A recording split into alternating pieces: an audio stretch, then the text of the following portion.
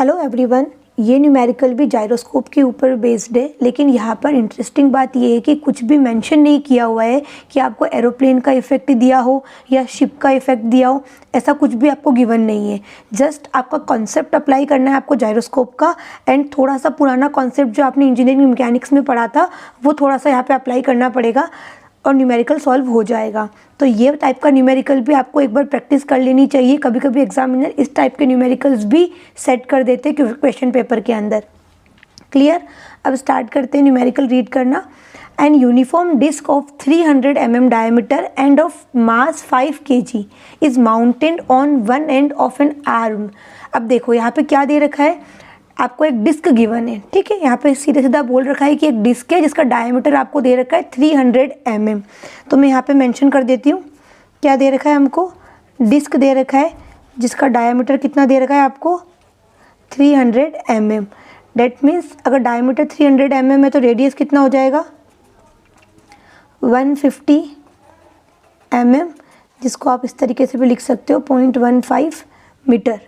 Clear? अब यहाँ पे देखो हमें क्या दे रखा है, मास 5 kg, मतलब कि जो हमें मास गिवन है वो कितना दे रखा है 5 kg। क्लियर? अब क्या दे रखा है यहाँ पे, is mounted on one end of an arm of length 600 mm। मान लिया कि ये एक लेंथ है, ये एक एक्सिस की, इसकी लेंथ कितनी है 600 mm, मतलब कि हमें L कितना दे रखा है 600 mm, that means 0.6 metre. Clear? इसकी लेंथ कितनी है 600 mm, या फिर मैंने क्या बोल दिया 0.6 मीटर। क्लियर? अब यहाँ पे क्या बोल रखा है, the other end of an arm is free to rotate. एक एंड पे तो क्या है डिस्क है और एक एंड क्या हो रहा है फ्री कर रहा है, रोटेट कर रहा है बियरिंग के अंदर, ठीक है। अब ये बैलेंस कब होगा, किसी एक एक्सिस के अबाउट जो कि परपेंडिकुलर हो, जिसे हम क्या बोलते हैं एक्सिस ऑफ प्रिसीजन। ये क्या हो गई मेरी एक्सिस ऑफ प्रिसीजन। आप इसको इस पर भी समझ लो एक बार, जस्ट लाइक ये आपका क्या हो गया डिस्क हो गई। ये जो इसकी लेंथ है वो कितना दे रखा है आपको 600 mm, एंड ये क्या होगी एक्सिस ऑफ प्रिसीजन, जिसके अबाउट में ये क्या होगा बैलेंस होगा। तो अब आपसे पूछा क्या गया है, if the disc rotates about the arm with a speed of 300 rpm। Speed भी गिवन है आपको, डेट इज 300 rpm। क्लियर? तो अब क्या लिखा हुआ है इसमें, clockwise and looking from the front. Clockwise है, फ्रंट से देख रहे हो। Clear? What will speed presses about the vertical axis, मतलब कि जो ये आपकी हॉरिजॉन्टल एक्सिस है जिसको एक्सिस ऑफ स्पिन बोलते हो, जिसके ऊपर ये क्या कर रहा है आपको डिस्क जो है वो स्पिन कर रही है, रोटेट कर रही है। और ये वाली एक्सिस कौन सी है आपकी एक्सिस ऑफ प्रिसीजन। तो इसकी आपको एंगुलर वेलोसिटी पूछी, एंगुलर स्पीड पूछी है आपसे। व्हाट विल स्पीड प्रेसेस, मतलब कि ओमेगा पी आपसे पूछा गया है। क्लियर? अब यहाँ पे तो दे ही नहीं रखा है कि लेफ्ट घुमाना है कि राइट घुमाना है, तो उसमें आपको उलझना ही नहीं है। आपको जो जितना दिया गया है वो डेटा आपके माइंड में इमेज क्लियर होनी चाहिए। अब हम न्यूमेरिकल को सॉल्व करते हैं। क्लियर? तो हमसे पूछा क्या गया है, ओमेगा पी पूछा गया है। क्लियर? अब इसको न्यूमेरिकल को सॉल्व करते हैं। इसके अलावा हमें न्यूमेरिकल में और कुछ भी गिवन नहीं है। डिस्क गिवन है, डायमीटर गिवन था, रेडियस निकाल ली। अब हमें एन भी गिवन है, तो आप चाहो तो यहीं पे ओमेगा निकाल लो या फिर आप आगे निकाल लेना। 2π n अपॉन 60 करोगे तो ओमेगा की वैल्यू आ जाएगी। मैं अभी यहीं पे सॉल्व कर देती हूँ इसको सॉल्व करने पे वैल्यू आ रही है 31.4 रेडियन पर सेकंड। क्लियर? तो ये मैंने ओमेगा यहाँ पर निकाल लिया। आगे बात समझ में। अब हमें क्या निकालना है, ओमेगा पी निकालना है। अब जस्ट हमें जो जायरोस्कोप का जो फॉर्मूला था वो हमें अप्लाई करना है। क्या फॉर्मूला था, gyroscopic couple is equal to I omega p. अब यहाँ पे जायरोस्कोपिक कपल हमें नहीं निकालना है, हमें क्या निकालना है, ये वैल्यू निकालनी है। ये निकालने के लिए हमारे पास में बाकी सब कुछ होना चाहिए, तो हम ओमेगा पी निकाल लेंगे। लेकिन आई तो हम निकाल लेंगे क्योंकि हमें डिस्क का डायमीटर रेडियस गिवन है, हम आई निकाल लेंगे। ओमेगा हम निकाल चुके हैं, ओमेगा पी हमें निकालना है, मतलब कि हमें इसको भी निकालना पड़ेगा। अगर ये हमारे पास होगा तभी हम इसको फाइंड आउट कर पाएंगे। क्लियर? अब कपल डायरेक्ट नहीं लिखा हुआ है कि उसकी वैल्यू इतनी दे रखी है, लेकिन आपको क्या दे रखा है, लेंथ दे रखी है, मास दे रखा है। अब इस डिस्क का कोई मास है तो वो नीचे की तरफ एक फोर्स एक्ट करेगा ड्यू टू ग्रेविटी। तो मैंने बोला कि जो ये फोर्स एक्ट कर रहा है that is mg, gravitational force, और इसकी जो ये लेंथ दे रखी है वो कितनी है 0.6 मीटर।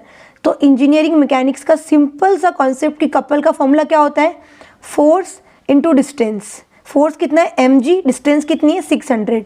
तो आप कपल निकाल लोगे mg मल्टीप्लाई में l इक्वल टू आई क्या होता है यहाँ पर आपका m के स्क्वायर होता है, लेकिन आपको k रेडियस ऑफ जायरेशन नहीं दिया हुआ है।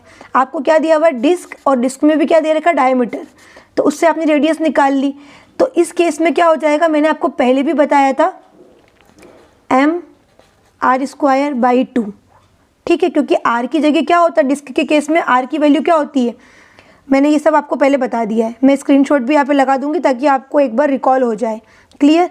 तो m r स्क्वायर बाई 2, तो मैं यहाँ पे लिखूंगी m r क्या है रेडियस का स्क्वायर अपॉन 2 मल्टीप्लाई में ओमेगा p, क्लियर। अब मैं ये इजीली निकाल सकती हूँ क्योंकि मेरे पास बाकी सारे पैरामीटर्स हैं। अब mgl, m की वैल्यू कितनी दे रखी है 5, तो ये 5, g की वैल्यू मान लो 9.81 मल्टीप्लाई में आप चाहो तो 10 भी लेके चल सकते हो, और एग्जैक्ट लेना चाहो तो 9.81 लेके चलो, क्योंकि हमें न्यूमेरिकल में मेंशन नहीं है तो हम अपनी इच्छा से कुछ भी ले सकते हैं।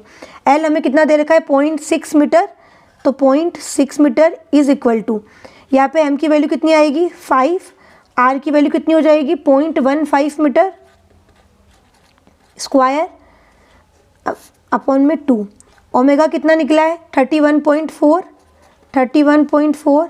अब अननोन जो बचा है जो कि हमें निकालना है that is omega p, clear. अब जब आप इसको सॉल्व करते हो इस इक्वेशन को 5, 9.81, 0.6 का जो प्रोडक्ट निकल के आता है वो आपका आएगा अप्रॉक्स 29.43। इक्वल में जो चल रहा है वो चलने दो, हम एक ही साथ कैलकुलेटर में सॉल्व कर लेंगे। आप चाहो तो अलग अलग सॉल्व करो एंड देन उसको और सिंप्लीफाई करते जाओ, मैं डायरेक्ट यहाँ पे आपको सॉल्व करके बता दूंगी। तो ओमेगा पी निकालना है, तो ओमेगा पी निकालने के लिए क्या हो जाएगा 29.43 मल्टीप्लाई 2, ये वाला 2 इससे मल्टीप्लाई हो जाएगा, अपॉन में क्या हो गया 5 मल्टीप्लाई बाई 0.15 का स्क्वायर मल्टीप्लाई में 3.14। अब अगर मैं इसको सॉल्व कर लेती हूँ तो मेरे पास में ओमेगा पी आ जाएगा। तो चलो इसको सॉल्व करते हैं। इसकी वैल्यू आएगी 16.66 करके कुछ आ रही है, तो मैं इसको राउंड फिगर में 16.7 एंड यूनिट मेंशन करना मत भूलना, डेट इज़ वेरी इंपॉर्टेंट। तो ये आपके पास में क्या आ गया ओमेगा पी, यही हमारा क्या है आंसर है, क्लियर। तो न्यूमेरिकल बहुत सिंपल था, लेकिन हम इतने न्यूमेरिकल्स देख लेते हैं एरोप्लेन या शिप के तो हमारा दिमाग बस उसी तक चलता है। हम नॉर्मल दिमाग तो लगाते ही नहीं है कि वो केसेस अगर हमको नहीं दे रखे तो हम जस्ट नॉर्मल सिंपल प्रिंसिपल लगाए, अपना सिंपल कॉन्सेप्ट लगाए। तो ये उस टाइप का न्यूमेरिकल था। तो आपको थ्योरी का कुछ पूछ लिया और साथ में इस टाइप का एक न्यूमेरिकल पूछ दिया तो एक बिग मार्क्स का जो क्वेश्चन फॉर्म हो जाएगा वहाँ पर। तो इस तरह के न्यूमेरिकल को भी आपको 1-2 प्रैक्टिस करनी चाहिए। तो आई होप न्यूमेरिकल समझ में आया होगा।